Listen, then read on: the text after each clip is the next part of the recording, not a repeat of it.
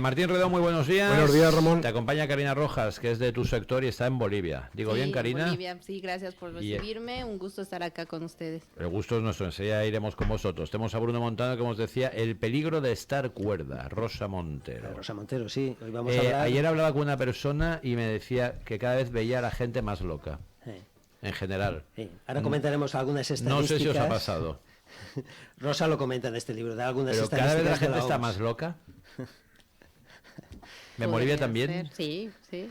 Yo creo que vivimos en una sociedad especialmente estresógena. Y define locura. A ver. Porque, claro, porque... ya me entienden. Pues no, sí, nosotros mismos. Nosotros sí, pero, o sea, quiero decir, la pandemia ha hecho estragos. Eso está bastante demostrado. Que la gente ha salido como muy... Y la ruta del bacalao también. Bueno, la ruta del bacalao también. Bruno. ¿Te ha pasado un poco? No. No, un poquito, que no me tomo casi. Te va a poner un poquito, Bruno, por favor. Ya lleva 3, ¿eh? No, llevo 3. No, llevo el mío, el de Ramón. Un poquito de Ramón y ahora un poquito más. Un poquito de Ramón, dice, sí, te lo has echado ahí en el carajillo y tal. Y luego le ha pegado un sorbo al mío, Ramón. Échale, ahí va bien. Es que le gusta. Es que me Bruno, gusta. por favor. Tenga afición. Bueno, pues hoy vamos a hablar de una de las autoras seguramente más leídas, pero sobre todo más queridas de nuestra literatura. Yo, de hecho, le tengo mucho cariño. Voy a contar una anécdota que tengo con ella. Que me ocurrió hace unos años. Yo no la conozco personalmente, pero intercambiamos unos mails, ¿no? Yo hice una reseña de La loca de la casa y de La ridícula idea de no volver a verte, que está un poco en la línea de este último, y las colgué en mi página web, y al cabo de unos días me mandó Rosa un mail agradeciéndome las reseñas y felicitándome, y me dijo una de las cosas más bonitas que me han dicho nunca, después de que me parezco a George Clooney, que me dice siempre, y me dijo, tus reseñas son auténtica literatura. Es verdad. Me encantó que me dijera eso, y le tengo Qué mucho bonito. cariño desde entonces. Fantástica.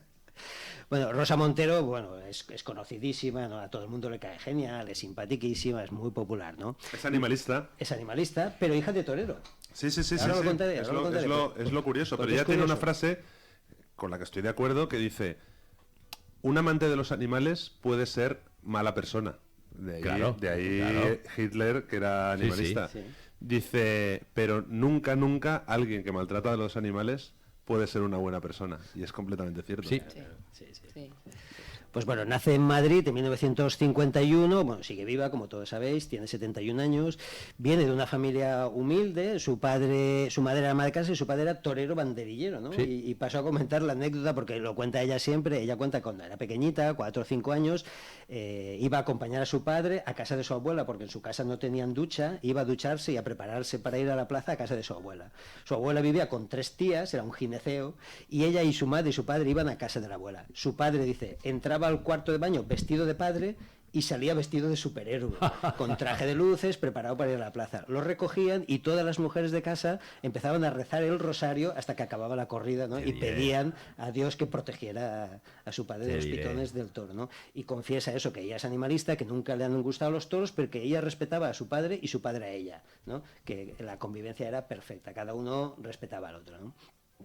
A los 5 años pilló tuberculosis, estuvo 4 años encamada, durante esos 4 años no fue al cole, pero se hizo una adicta a la lectura y una adicta a la escritura. Empezó a escribir ya con 5 añitos, de hecho, recuerda ella siempre el primer cuento que escribió con 5 años, que está fechado por su propia madre y que hablaba de unas ratitas y tal, un cuento infantil. Bueno, la tuberculosis le sirvió como a muchos otros escritores, le sirvió a Umbral, por ejemplo, para una enfermedad que los tiene encamados mucho tiempo y se aficiona a la lectura y la escritura en ese momento.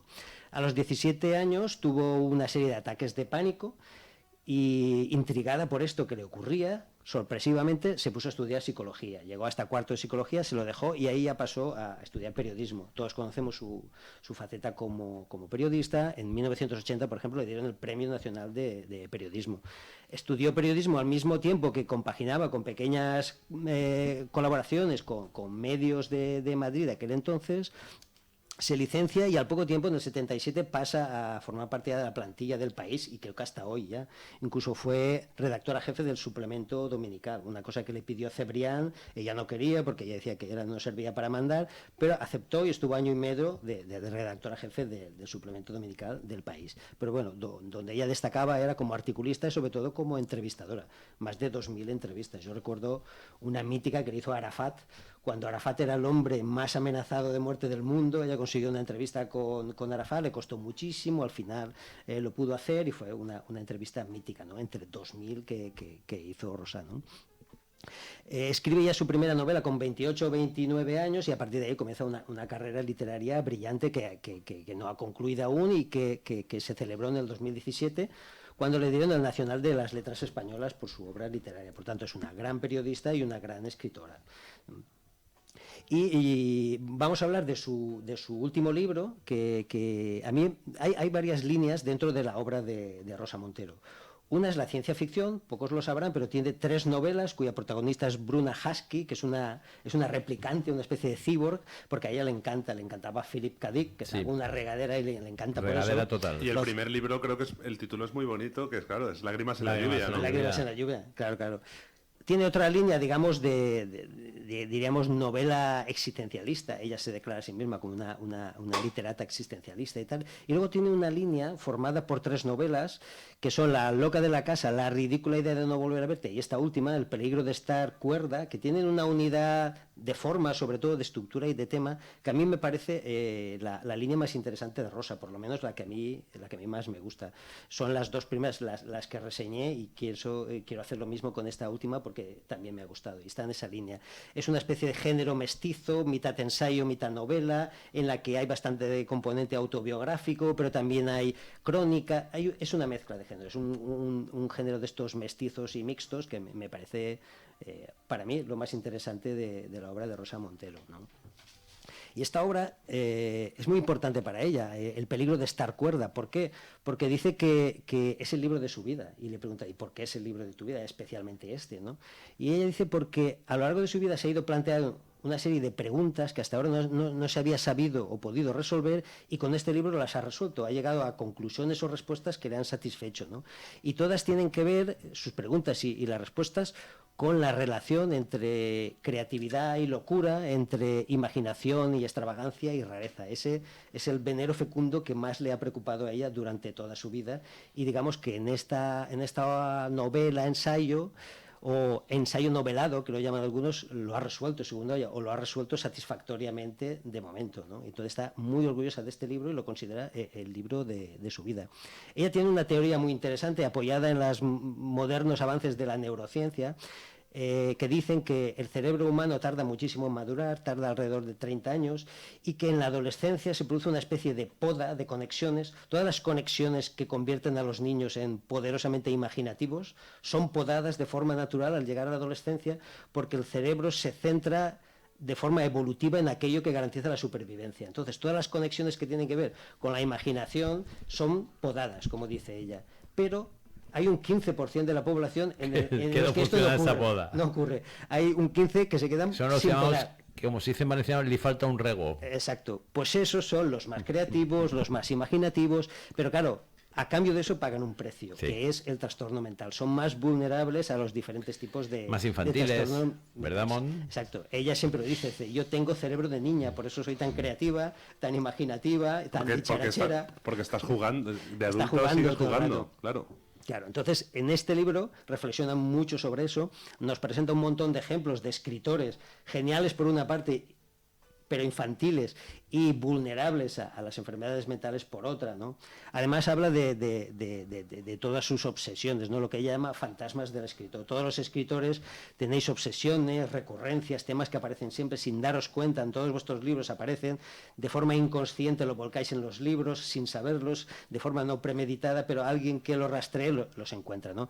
Pues en esta obra también se encuentran todos los fantasmas de la Rosa escritora, ¿no? Pues el paso del tiempo, la muerte, la memoria, el sentido de la vida. Por eso ella se declara siempre existencialista, porque reflexiona mucho sobre el sentido de la vida, ¿no? ¿Y cómo lo hace? Que es lo interesante, ¿no? En estos 3 libros que he hablado, ¿no? Lo hace ensayando un método nuevo que, como he dicho, que mezcla de forma alternativa y muy interesante siempre lo que es ficción y lo que es ensayo, ¿no? ¿Y cómo lo hace? Pues aportando una serie de materiales muy variados. En este libro tenemos referencias psiquiátricas, psicológicas, neurológicas, habla de muchos escritores, artistas, mete mucha biografía, memorias. Vamos, que han apoyado. Sí, sí. Al final hay una bibliografía de más de 80 libros que se los ha estudiado, se ha asesorado por psiquiatras, neurólogos, porque alguna vez ha patinado y ha dicho algo que no era exacto del todo, se lo han reprochado, y esta vez ha consultado con los mejores especialistas, les ha pasado su texto para que corrigieran si había alguna inexactitud y tal, ¿no?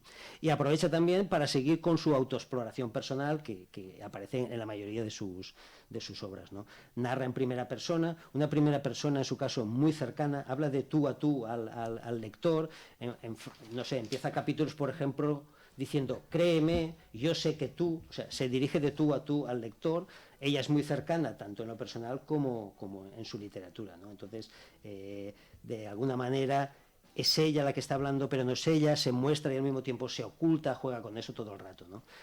Es ella la que sabrá qué parte de ficción o de autoficción hay en su novela y qué parte de realidad, ¿no?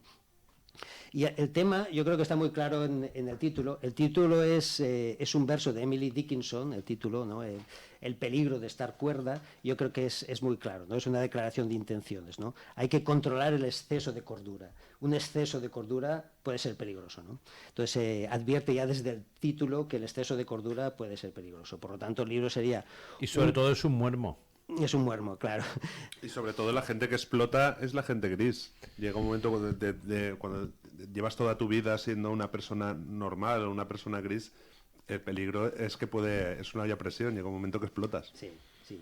Y de hecho, otra gente que igual está regular, tiene aspavientos, tiene un ataquito, no quiero hablar de nadie, y de repente se le pasa. Yo tengo dos compañeros así todos los días, uno a los mandos y otro al micrófono. Perdona, no. Cuando me habéis visto a mí hacer aspavientos... Silvia tiene temple, a mí me dan ataquitos, pero Silvia no. Pues anda que no tengo... Karina. Todos somos raros. Di, anda que no tengo yo temple con vosotros Tú, dos. mogollón, te lo digo de verdad, tú Ya. tienes temple. Bruno. Pues nada, en definitiva, el libro sería un canto a la imaginación, un canto a la creatividad, a vivir la vida con intensidad, a respetar las rarezas nuestras y de los otros, porque en definitiva, lo verdaderamente raro es ser normal. Todos somos raros. Sí, señor. Pero los más raros los clasifica ella en 3 puntos. Los más raros son los locos, los artistas y los lectores. Por tanto, locos, Está muy bien artistas visto. y lectores somos los más raros entre los raros. Pero sí que es verdad que todos somos raros, ¿no? Bruno Montana, muchísimas gracias. Silvia nos rematará esta Vale. vez con la frase inicial, que me parece genial, una frase inicial que se te queda en la memoria y creo que es muy significativa también de cómo funciona la mente de Rosa, ¿no? Siempre he sabido que algo no funcionaba bien dentro de mi cabeza. Muy buena frase. Y ¿Quién no ha además, pensado eso ¿quién no ha alguna vez? pensado eso? Cortita Efectivamente. pero esclarecedora. Sí, Bruno, siempre es un placer estar contigo. A vosotros.